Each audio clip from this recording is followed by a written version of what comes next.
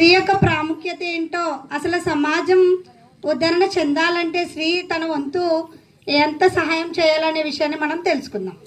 అయితే ముందుగా మన భారతదేశంలో స్త్రీల సంఖ్య ఎంత ఉందంటే 48.4% ఉందండి. అయితే మరి ప్రతి దేశంలో స్త్రీలను గౌరవిస్తారా లేదా? కొన్ని దేశాల్లో అయితే స్త్రీలను ఏదైనా అంటే పోలీస్ స్టేషన్లో అంటే వాళ్ళు కేసు కూడా పెట్టచ్చు అనే ఒక ఇది సెక్షన్స్ కూడా రావడం అనేది జరిగింది. అయితే ఒకప్పుడు స్త్రీ జీవితం ఏ విధంగా ఉండేదండి? తనకి స్వేచ్ఛ ఉండేదా? లేదు. ఎన్నో కష్ట నష్టాలతో ఉండేది కదా.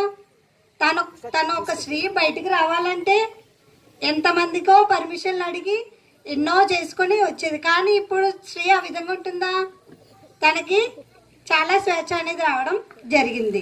అయితే అప్పట్లో మీకు తెలుసు, అప్పట్లో సహగమనం అనేది చేసేవారు, తెలుసు. దాన్నే సతీ సహగమనం అని అంటారు. దీనిని రాజారాయ్ మోహన్ రావు గారు ఈ సమస్య నుంచి స్త్రీకి ఏం చేశారంటే స్వేచ్ఛను కల్పించడం అనేది జరిగింది. ఇంకా ఏంటి, ఒకప్పుడు స్త్రీ చదువుకునేదా? మగవాళ్ళే చదువుకోవాలి, మగవాళ్ళే బయటకు వెళ్ళి ఉద్యోగం చేయాలి అనేది ఉండేది. కానీ ఇప్పుడు స్త్రీ ఏంటి, మగవాళ్ళతో కూడా పోటీకి వస్తుందా లేదా? అయితే మరి మనకి ఈ స్వేచ్ఛను తీసుకొచ్చింది ఎవరు? కందుకూరి వీరేశలింగం గారు. ఏంటంటే స్త్రీ విద్య కోసం ఆయన ఉద్యమించి ప్రచారం చేయడమే కాకుండా ఏం చేశారంటే బాలికల కోసం పాఠశాలలు కట్టించడం అనేది జరిగింది. అయితే ఇలా స్త్రీకి స్వేచ్ఛ వచ్చాక ఎన్నో రంగాలలో స్త్రీ ఏమైంది, ముందుకు రావడం అనేది జరిగింది. అయితే కొంతమంది పేర్లను మనం తెలుసుకుందాం. అయితే ఎవరెస్ట్ శిఖరం తెలుసు కదండి, అతి పెద్ద శిఖరం అన్నమాట. ఆ శిఖరాన్ని మొట్టమొదటిగా ఎక్కిన మహిళ ఎవరంటే బచేంద్రి పాల్ అనే ఆవిడ ఎక్కింది. తర్వాత కల్పనా చావ్లా, ఈవిడి అంతరిక్షం ఉంది కదండి, మన అంతరిక్షానికి ఆవిడ మొదటిగా చేరుకోవడం అనేది జరిగింది. ఇంకా జిమ్నాస్టిక్స్ లో కూడా దీప అనే ఆవిడ కూడా చేరుకోవడం జరిగింది. ఇంకా సరోజినీ నాయుడు తెలుసు కదండి, మొట్టమొదటి మహిళా గవర్నర్. ఇంకా కిరణ్ బేడి IPS మొట్టమొదటి మహిళ. వీళ్ళందరూ కూడా ఏం చేశారు, మనకి స్వేచ్ఛ వచ్చాక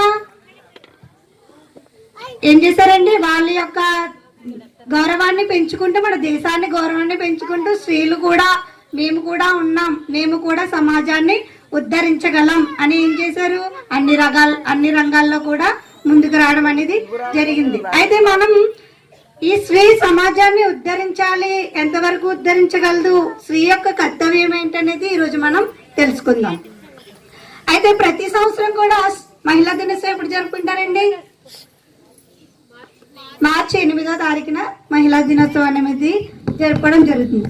అయితే మహిళను ఆ రోజు మాత్రమే గౌరవించాలా? మహిళ అనేది ఆ రోజు మాత్రమే గౌరవించబడుతుందా? లేదు.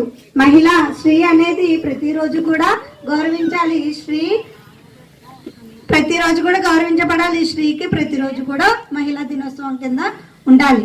అయితే ఎందుకంటే ఇందాకే చెప్పారు, ఒక స్త్రీ ఎన్ని పాత్రలు పోషిస్తుందండి? తల్లిగా, చెల్లిగా, భార్యగా, అత్తగా, ఇంకా ఎన్నో పాత్రలను పోషించుకుంటూ బాధ్యతను తీర్చుకుంటూ వస్తుంది. అయితే ఒక స్త్రీ వల్లనే కదా ఒక కుటుంబం ముందుకు వెళ్ళాలన్నా, కుటుంబం వెనకబడాలన్నా, ఇప్పుడు దేశానికి వెన్నెముక ఎవరు? రైతు, జవాన్. ఎలాగో కుటుంబానికి వెన్నెముక ఎవరు? స్త్రీ. ఆ కుటుంబం నీరసం వచ్చి ఒక రోజు, ఆ స్త్రీ నీరసం వచ్చి ఒక రోజు మూలను పడుకుంటే ఆ కుటుంబం ఏమైపోతుందండి? ఆ రోజు పొద్దున్న నుంచి రాత్రి వరకు జరగాల్సిన కార్యక్రమాలు ఏమైనా జరుగుతాయా? ఎక్కడ వేసిన గొంగళి లాగా అక్కడే ఉండిపోవడం అనేది జరుగుతుంది. అయితే స్త్రీ ఇన్ని బాధ్యతలు కలిగి తనకంటూ ఒక కర్తవ్యం ఉంది. స్త్రీగా పుట్టినందుకు ముందు తల్లి అవుతుంది, ముందు బిడ్డగా పుట్టి తర్వాత ఒక అక్కగా, చెల్లిగా ఎదిగి తర్వాత భార్యగా అయ్యి, ఆ భార్యతో పాటు తనకి ఎన్నో అనుబంధాలను ఏర్పరచుకుంటూ ఏం చేస్తుంది, సమాజంలోకి రావడం అనేది జరుగుతుంది. అయితే ఇంటికి దీపం ఇల్లాలు అని అంటాం కదండి. ఎందుకంటామండి ఇంటికి దీపం వెళ్ళాలని? ఎందుకంటాం? ఒక దీపం ఒక ఇంటికి వెలుగునిస్తుంది. ఆ దీపం సరిగ్గా వెలగపోతే ఎలా ఉంటుంది? అక్కడక్కడ వెలుగు కనిపించినట్టు అక్కడక్కడ సమస్యలనేవి కూడా ఉండడం అనేది జరుగుతుంది. అయితే ఒక స్త్రీ సమాజాన్ని ఉద్ధరించాలన్నా తన కుటుంబాన్ని ఉద్ధరించాలన్నా ఏ విధంగా ఉండాలి? ఎలా సాధ్యమవుతుంది అంటే ఆ స్త్రీ భయభక్తులు అనేవి కలిగి ఉండాలి. ఎందుకంటే ఇప్పుడు ఒక తల్లి పాత్ర పోషించినప్పుడు చిన్నప్పటి నుంచి తల్లివాడే అమ్మవాడే మొదటి పడి, అవునా? తన బిడ్డకి ఏం నేర్పించాలి? ఆ స్త్రీ పెద్దవాళ్ళతో కానీ సమాజంలో కానీ ఎలా బ్రతకాలనే విషయాన్ని నేర్పించాలా లేదా? ప్రతి ఒక్కరు కూడా ఒక తల్లి బిడ్డే, అవునా? తల్లి చెప్తుంది ఇలా తినాలి, ఇలా నడవాలి, వాళ్ళతో అలా మాట్లాడాలి అని. అలాగే సమాజంలో ఎలా ఉండాలనేది కూడా నేర్పించాలా లేదా? ఎందుకంటే మనం చెప్పుకుంటుంటాం అమ్మఒడి మొదటి బడి అని. అయితే మరి ఆ స్త్రీ తన పిల్లలకి చెప్పాలన్నా, తన భర్తని సక్రమంగా ఉండాలన్నా, తన సమాజాన్ని ఉద్ధరించాలంటే ఏం చేయాలి? స్త్రీ ముందుగా భయభక్తులు అనేవి కలిగి ఉండాలి. తాను ఒక మంచి మార్గంలో నడుస్తూ ఉండాలి. ఆ భయం అనేది ఎలా వస్తుందండి? ఇప్పుడు ఒక షాపింగ్ మాల్కి వెళ్ళాం, స్త్రీలు ఇప్పుడు సంక్రాంతి వస్తుంది కదా, అందరూ షాపింగ్ మాల్కి వెళ్దాం. అయితే షాపింగ్ మాల్కి వెళ్ళాం, అక్కడ నీకు చాలా నచ్చింది చీర, కానీ అది కాస్ట్ ఎక్కువ ఉంది, తీసేయాలనుకుంటారు. కానీ అక్కడ ఏం చూస్తుంది? సీసీ కెమెరా అనేది చూస్తుందా లేదా? చూస్తుంది కదండి, భయపడుతుంది కదా. స్త్రీ అనే కదా, ఎవరైనా భయపడతారు. మరి ఆ స్త్రీ ఇప్పుడు అందరినీ చక్కబెట్టుకుని ఇంటిలో ఉంటుంది, లేకపోతే పక్కింటితో ఎవరితోనే ఉన్నప్పుడు ఎవరికైనా భయపడుతుందా అనే విషయాన్ని తను ఒకసారి తను తాను చూసుకుంటూ ఉండాలి. స్త్రీ అనే కాదు, ప్రతి ఒక్కరు ఎవరికి భయపడతారండి? సీసీ కెమెరాకి భయపడతారు. మరి షాపింగ్ మాల్లో ఉంటే మన ఇంట్లో సీసీ కెమెరా ఉంటుందా? లేదు. స్త్రీ భయభక్తులు అనేవి ఎలా కలుగుతాయంటే దేవునితో సంబంధం కలిగి ఉన్నప్పుడు ఆ స్త్రీకి భయభక్తులు అనేది కలగడం జరుగుతుంది, అవునా కాదా? ఇప్పుడు స్త్రీ ఎక్కడికైనా బయటకు వెళ్ళాలంటే ఎవరైనా రమ్మంటే ఏమంటుంది? నా భర్తని అడగాలి, లేకపోతే వీళ్ళని అడగాలి, వాళ్ళని అడగాలని భయపడుతుందా? అదే విధంగా ఏదైనా తప్పు చేయాలంటే కూడా అదే విధంగా భయపడాలా లేదా? అవును కదా. తన పిల్లలకి నేర్పిస్తుంది. ఆ స్త్రీ ఆ విధంగా నేర్పిస్తుంది అంటే తను ఏ విధంగా ఉండాలి, తన విశ్వాసం ఎంత పటిష్టంగా ఉండాలి అనేది చూసుకోవాలి. అయితే ఆ స్త్రీ భయభక్తులు దేవుడితో కలిగి ఉన్నప్పుడు తను ఏం చేయాలి? ఆ దేవుడు ఒక్కడేనా నమ్మాలా లేదా? అవును కదా. ఇంకా ఆయనకి పుట్టుక మరణము ఏమీ లేవు, ఆయన కంటికి కనిపించడానికి భయభక్తులతో జీవితాన్ని గడిపించినప్పుడు ఆ స్త్రీ యొక్క జీవితం ఎలా ఉంటుంది? ఒక సక్రమమైన దారిలో వెళ్ళడం జరుగుతుంది. ఆ స్త్రీ సవ్యంగా ఉన్నదనుకోండి, ఆ స్త్రీ సవ్యంగా ఉన్నప్పుడు ఏమవుతుంది? తన కుటుంబం కూడా సవ్యంగా ఉంటుందా లేదా? ఒక స్త్రీ వల్లే కదా కుటుంబం నడుస్తుంది. ఆ కుటుంబం సవ్యంగా ఉంటుంది. ఆ కుటుంబం వల్ల ఆ కుటుంబాన్ని నేర్చుకుని ఇతర కుటుంబాలు ఉండొచ్చు. ఒక సమాజం అనేది కూడా సంస్కరించడం అనేది జరుగుతుంది. అయితే ఈ యొక్క భయభక్తుల కోసం ఒక శ్లోకం చెప్పడం జరిగింది. భగవద్గీత 18వ అధ్యాయం 58వ శ్లోకంలో, నాయందు చిత్తమును చేర్చిన వాడవి తిని నా అనుగ్రహము వలన సమస్త సంసార దుఃఖములను దాటిగలవు, అట్టుగాక అహంకారము వలన నా ఈ వాక్యమును వినుకుందువని చెడిపోదువు. ఇక్కడ ఏం చెప్తుందండి? నా యందు చిత్తము అంటే స్త్రీకి ఎన్నో సమస్యలు ఉంటాయి, అవునా కదా.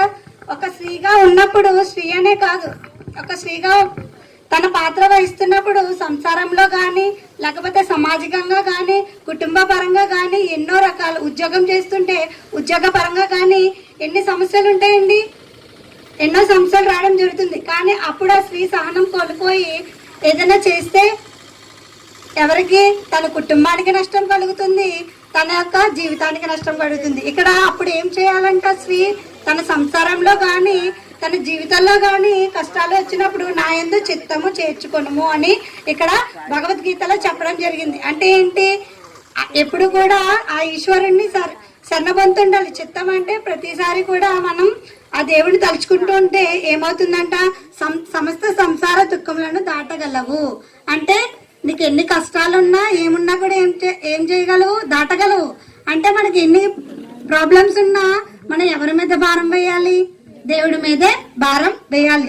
అలా చేస్తే ఏమవుతావు? నువ్వు సంసార దుఃఖములను దాటగలుగుతావు, నీ కడ ఉన్న కష్టాలన్నీ. అట్టుగాక అహంకారమునకు పోయావు అనుకో, అంటే ఏమీ లేదు, ఇవన్నీ నాకెందుకులే అని వదిలేసి ఒక స్త్రీ కూర్చుంది అనుకోండి, లేకపోతే నాకెందుకు అని వదిలేస్తే ఏమవుతుందంట, ఈ వాక్యం విన్నా కూడా నీవు చెడిపోదు అని చెప్పడం జరుగుతుంది. చెడిపోదు అంటే ఇందాక చెప్పుకున్నాం, ఒక స్త్రీ ఉంటేనే కదా ఇంటికి దీపం ఇల్లాలు. మరి ఆ స్త్రీ సరిగ్గా వెలగకపోతే, ఆ స్త్రీ సరిగ్గా లేకపోతే ఏమవుతుంది, మొత్తం ఆ కుటుంబం చెడిపోతుందా లేదా? ఆ స్త్రీ సరిగ్గా లేదనుకోండి, తన భర్త సరిగ్గా ఉండడు, వాళ్ళిద్దరిని చూసి పిల్లలు ఏమవుతారు, పిల్లడు కూడా సవ్యంగా ఉండలేడు. అయితే ఈ విషయం కోసం భగవద్గీత 1వ అధ్యాయం 41వ శ్లోకం చెప్పండి. ఓ కృష్ణ, కులము నశించుటకి అనాది కావచ్చు, కుల ధర్మములు అంతరించిపోవును. ధర్మం నశించుటకే కులమంతటి అధర్మము వ్యాపించును. అధర్మము వ్యాపించినందున కుల స్త్రీలు చాలా చెడిపోవుదురు. స్త్రీలు చెడిపోవుటచే వర్ణ సంకల్పమును కులమునందు నరకము సంప్రమితము. ఇక్కడ ఏమంటున్నారు, ఓ కృష్ణ, కులము నశించుటే అనాది కావచ్చు, కుల ధర్మములు అంతరించిపోవును. అంటే ఒక ధర్మం అనేది నశించిపోయినప్పుడు ఏమవుతుందంట, మొత్తం కులమంతటి అంటే మొత్తం ఆ కుటుంబం అంతా కూడా నశించిపోవడం అనేది జరుగుతుంది. ఆ కులమంతటి అధర్మము వ్యాపించును. ఏమవుతుంది, మొత్తం అంతా కూడా అల్లకల్లాలం అవుతుందా లేదా? ఇప్పుడు ఆ ధర్మము వృద్ధి నందక కుల స్త్రీలు చాలా చెడిపోదురు. ధర్మం అనేది స్త్రీలో లేకపోతే ఏమవుతుందంట, ఆ కులం అంతా కూడా, కులము అంటే ఏంటి ఇక్కడ, కుటుంబం, ఆ కుటుంబం అంతా కూడా ఏమవుతుంది, చెడిపోవడం అనేది జరుగుతుంది. అధర్మము వృద్ధి చెందిన ధర్మము లేకపోతే స్త్రీలో అధర్మము ఉంటే ఏమవుతుంది, కుల స్త్రీలు చాలా చెడిపోదురు. అంతే కదండి. ఒక స్త్రీలో భయభక్తులు ఏమీ లేకపోతే స్త్రీ ఏమవుతుంది, చెడిపోతుంది. తన వల్ల ఏమవుతుంది, అధర్మం అనేది వృద్ధి చెందితే కుల స్త్రీలు చెడిపోదురు అని చెప్పడం. దానివల్ల కులమంతటి, ఇక్కడ కులము అంటే కుటుంబం అంతటి కూడా ఏమవుతుంది, చెడిపోవడం అనేది జరుగుతుంది. స్త్రీలు చెడిపోవటచే మొత్తం అంతా కూడా ఏమవుతుంది, నరకానికి సంక్రమించును. అంతే కదండి. ఒక స్త్రీ వల్ల ఇంత జరుగుతుంది అంటే స్త్రీ ఏ విధంగా ఉండాలి, ధర్మపరంగా తన జీవితాన్ని కలిగి ఉండాలి. అయితే ఆ స్త్రీ ఏ విధంగా ఉండాలి, మరి ధర్మపరంగా ఉన్నప్పుడు జ్ఞానవంతురాలే ఉండాలి. ఎందుకంటే స్త్రీ అందరినీ జ్ఞానవంతుల్ని చేయాలి అని మన వేదాల్లో కూడా చెప్పడం జరిగిందండి. అధర్వణ వేదం 14:2:74 ఏం చెప్తున్నారంటే, స్త్రీ అందరినీ జ్ఞానవంతుల్ని చేయాలి. అవునా కదా? ఇప్పుడు ఇందాకే చెప్పాను, ఒక స్త్రీయే కదా నేర్పిస్తుంది బిడ్డకి ఎలా ఉండాలి ఏమనేది. ఒక భర్త తప్పు చేసినా కూడా సరిదిద్దాల్సింది ఎవరు, స్త్రీయే. తన కుటుంబంలో ఎవరు తప్పు చేసినా కూడా సరిదిద్దాల్సింది ఎవరు, స్త్రీయే. అయితే తను ఏం చేయాలి, జ్ఞానవంతుల్ని చేయాలి, అంటే సరైన మార్గంలో పెట్టాలి. ఇంకా స్త్రీ కూడా జ్ఞానవంతులై తెలివి గలవారై ఉండాలి. అవునా కదా? స్త్రీ ఏం చేయాలి, తన యొక్క బాధ్యతలను, తన యొక్క కర్తవ్యాలను ఏం చేయాలి, పాటిస్తూ ఉండాలి. సవ్యంగా కూడా ముందుకు తీసుకెళ్తూ ఉండాలి.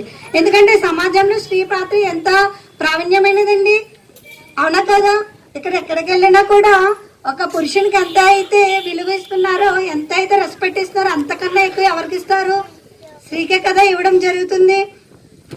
అయితే సమాజానికి, కుటుంబానికి స్త్రీ ఎలా ఉండాలి, ఒక రక్షక భటుడు, ఒక రక్షక కవచం లాగా ఉండాలి. అవునా కదా? అదే విషయాన్ని మనం తెలుసుకోవాలి. మనకి ఎంత కష్టం వచ్చినా కూడా మనకి ఎవరు తోడు ఉంటాడు, ఆ దేవుడు అనేవాడు తోడు ఉంటాడు. అలాంటప్పుడు మనం ఏం చేయాలి, ఎప్పుడు కూడా ఆ దేవుణ్ణి ఆరాధిస్తూ ఉండాలి. ఎందుకంటే ఈ విషయాలు మనకు తెలుసు, ఈ ధర్మం అనేది ఉంది మనకి, ఈ సృష్టికర్త అనేవాడు ఉన్నాడు. ఇవన్నీ తెలిసినప్పుడు ఆ స్త్రీ ఎలా ఉండాలి, ధర్మపరంగా జీవితాన్ని గడుపుతూ ఉండాలి. తాను ఉన్నప్పుడైనా లేనప్పుడైనా తనతో పాటు ఎవరుంటారు, దేవుడు అనేవాడు ఉంటాడు. నేను ఒక్కనిగా ఉంటే రెండో వాడిగా ఎవరు ఉండడం జరుగుతుంది, దేవుడు అనేవాడు ఉండడం అనేది జరుగుతుంది. అయితే నిజమైన స్త్రీ ఏం చేయాలంటే, తనకు మంచి తెలుసు, అలాంటప్పుడు ఆ మంచిని ఏం చేయాలి, పంచిపెట్టాలి. ఇప్పుడు ఏదైనా ఆఫర్ వచ్చింది అనుకోండి, ఏం చేస్తాం, మన పిల్లలకి, అత్తలకి, అందరికి ఫోన్ చేసి చెప్పేస్తామా లేదా, ఇలా చందన బ్రదర్స్ లో ఆఫర్ ఉంది వెళ్ళండి అని. అలాగే ఈ ధర్మం మనకు తెలిసినప్పుడు కూడా మనం ఏం చేయాలి, ఈ మంచి విషయాలు కానీ ఏదైనా సరే మనకంటూ మంచి తెలిసినప్పుడు ఏం చేయాలి, అందరికీ పంచడం అనేది. ఎందుకంటే ఒక స్త్రీ ఒక విషయాన్ని ఎక్కువగా దాన్ని విస్తరింప చేయగలదు. అవునా కదా? ఏదైనా ఒక విషయం ఒక స్త్రీ చెవులో వేసామంటే అది అలా పాకి ఊరంతా కూడా పాకచ్చు. అలాంటిది ఒక స్త్రీ సభ్యంగా ఉండి ఈ మంచి విషయాలు తెలుసుకుని ఇంకొకరికి చెప్పితే ఈ యొక్క సమాజం ఉద్ధరణ చెందుతుందా లేదా? చెందుతుందా లేదా అండి? చెందుతుంది. ఇదే చెప్తున్నారు ఫిలిప్పీలకు, బైబిల్ ఫిలిప్పీలకు 4:3లో నిజమైన సహకారి ఆ స్త్రీలు నా ఇతర సహకారులతో సువార్త పనిలో నాకు కూడా పైన పడిన వారు గనక వారికి సహాయం చేయమని నేను వేడుకొనుచున్నాను. ఇక్కడ ఏం చేస్తున్నారు?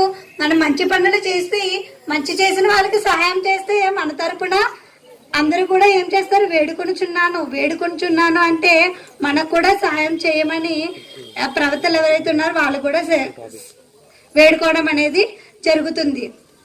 అంటే ఏంటి? మనం ప్రతి దాంట్లో కూడా ముందుంటాం, అవునా కదా? ఏం తెలిసినా ముందున్నప్పుడు మనకి మంచి విషయాలు తెలిసాయి. ఈ ధర్మం అనేది ఒకటి ఉంది, దేవుడు అనేవాడు ఒకడు ఉన్నాడు, ఆయన చూస్తున్నాడు, ఏది చేసినా కూడా ఆయనకు తెలుసు. ఇదంతా తెలిసినప్పుడు మనం ఊరుకుంటే సరిపోతుందా? మనకి పక్క వాళ్ళకు కూడా చెప్పాలా లేదా? ఒక చిన్న ఆఫర్నే చెప్తున్నాం, లేకపోతే చిన్న ప్రమాదం వచ్చినా చెప్తున్నాం జాగ్రత్తగా ఉండండి అని. మరి ఇది ఎంత ప్రమాదం?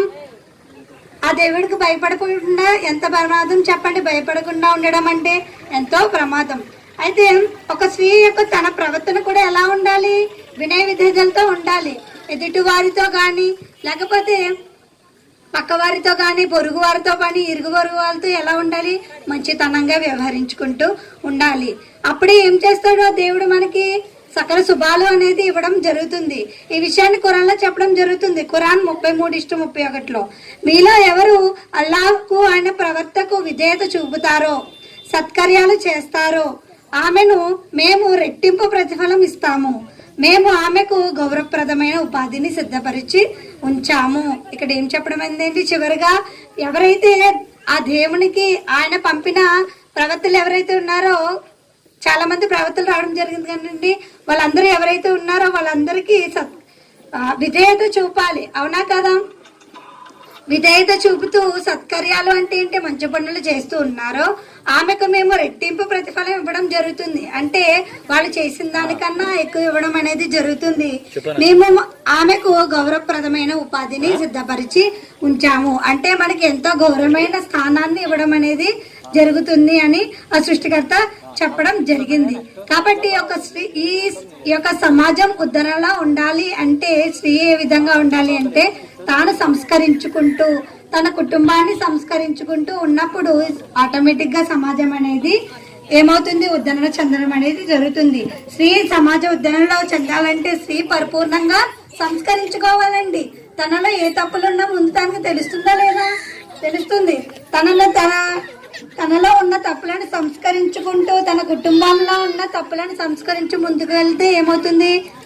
తన కుటుంబం వల్ల వేరే కుటుంబం మారవచ్చు. అలా సమాజం అనేది ఉద్ధరణ అనేది జరగవచ్చు. కాబట్టి తన కుటుంబాన్ని సరిదిద్దుకుంటూ ప్రతి స్త్రీ, ఇక్కడికి వచ్చిన ప్రతి స్త్రీ కూడా ఉద్ధరణ చెందాలని, సంస్కరించుకోవాలని, మన సమాజం ముందుకు వెళ్ళాలని కోరుకుంటూ నా యొక్క ప్రసంగాన్ని